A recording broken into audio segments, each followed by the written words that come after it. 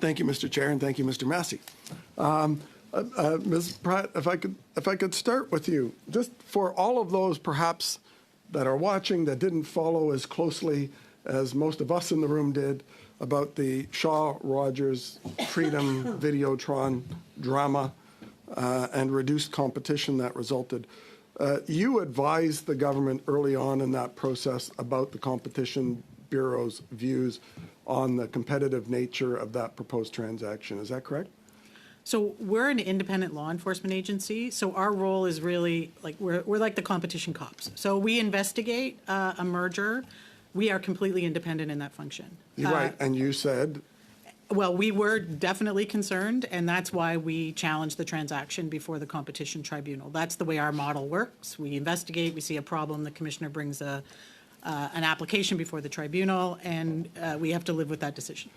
And Mr. Pellado was here recently, as you probably may have seen, and he was quite effusive about himself and what he may do for competition, following up on the positioning that the government had at the time. But 4 weeks after the transaction closed, even after he appeared before this committee in January 2023, he increased prices of Freedom, $7 on the BYOB, bring your own device package of Freedom, with Inc. was just barely drawing on the acquisition, even though the condition of that was reduced prices. And of course, the condition of everything, as we know, was that Rogers committed and everyone committed that they'd reduce prices. And of course, Rogers has increased prices again. We'll find out what the others plan to do when they come before here. Is that reduced competition that you warned about why these prices are going up?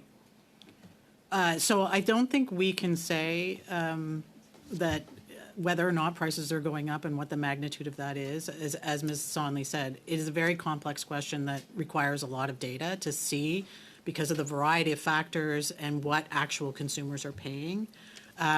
So that is a very difficult question to answer definitively at this point. What I can say is we were definitely concerned about the acquisition and the replacement of Shaw Mobile, who had been a vigorous and effective competitor, who seemed to be driving prices and bundled products down in Western Canada. And frankly, the evidence showed that Rogers was the biggest loser in that fight. So I get that, but the only price announcements I've seen are ones that have gone up. And you mentioned some disturbing things that the Competition Bureau is watching with regard to the fact that Freedom doesn't seem to be rolling out their network. And our concerns, of course, were that the history of Quebecor and Videotron were actually arbitraging spectrum, buying it from the government and then selling it at considerable profit. So our skepticism's still there about whether or not they will actually be a fourth or third national carrier. So I'm wondering if you could explain a little more, because one of the things I think that you raised a concern on in that merger was that Rogers Shaw, you mentioned that part of it, and BC in particular, would go over 40%, I believe it was, market share in British Columbia, yet the tribunal said, well, that's no big deal. I think anytime any large oligopoly has 40% market share or more, it's a big deal. And now you're saying they're not even offering that price that was there, that was part of the bundling. So has that resulted in people, in particular in British Columbia, seeing that pricing going up? I can't say definitively where prices are because it is a complex question. What I can say is we are concerned about the trajectory. We didn't have a problem with Videotron as the buyer of Freedom. Videotron has demonstrated that it can be a vigorous and effective competitor in the province of Quebec, but the distinguishing feature there is they own their wireline infrastructure. They are able to offer bundled product, which I believe their CEO mentioned as a strength there. They cannot do that in Alberta and British Columbia because they don't have the wireline assets to do that. They committed to do that using various behavioral agreements with Rogers, and we just haven't seen that come to the market. So one of the things that comes in, and Mr. Hutton, I could ask you this. You mentioned that there are 3 MVNOs that are in the application process. Are any of those 3 not owned by the big guys? Well, they're essentially the three, as far as I'm aware, certainly is Québécois is the most active on that front. Who's made deals with both Rogers and Right. And how long Bell have on they that been front. negotiating with Rogers and the CRTC right now to get access to an MVNO policy that the CRTC has? I'm told it's been 2 years now. Well, we essentially set the terms and conditions for that regime, I believe, last May or April, and as early as late June, we arbitrated the first deal between Rogers and Videotron. And that's going to court? And again, we've arbitrated an additional deal with respect to Bell and Québécois at that point in time. And those are going to court? You know, there is a legislative framework and laws in this country. So yes, our role essentially is to make sure that we act quickly and we have robust decisions that are put in place. The big two that Mr. MP Williams mentioned that basically control the two networks are using the legal system, it appears to me, to prevent year after year after year MVNOs from entering this market and dragging it out, because every year of profitability without an MVNO is good for their shareholders, not so good for consumers.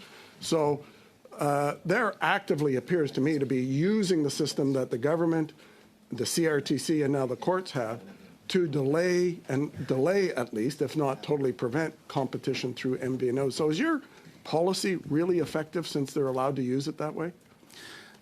Quite frankly, you know, there is a legislative framework and there is the legal framework that the companies are, you know, using that is at their disposal on that front. What we've been doing is we put the regime in place.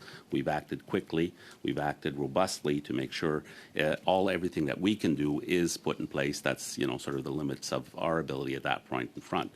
Contrary to, you know, what was highlighted, prices have been declining in that market. I didn't ask about that. Can I, one last one? No, well, we've been through this already. The number one, number two, and number three in the world still. The rest of the world's prices are going down faster than Canada's. But the issue going forward, we were also told by Mr. Pellado that, and by others, that the roaming fees haven't changed that the CRTC sets in, I think, something like 5 years, and are now 6 times higher than other countries. Why has the government not reduced roaming fees? We are currently actively studying and looking at the costing of those roaming fees. The roaming fees in question that we're looking at there is the inter-carrier roaming fees for domestic roaming. So when Videotron doesn't have a network in a certain area, they would be using the roaming fees to roam on Bell or Rogers or Telus' network, depending on where that is. Those are the roaming fees we are looking at. They are something that's determined based on cost. We are actively and currently studying those costs to look at establishing rates going forward. So when would those new rates, do you think, become public? Presumably substantially reduced from the $12, $13, $14 they are now to the $2 or $3 we see in other countries. I can't presume, you know, as we're conducting proceedings and hearings on that front, I can't forecast or presume an outcome at this point in time, given our nature as a tribunal. Thank you very much.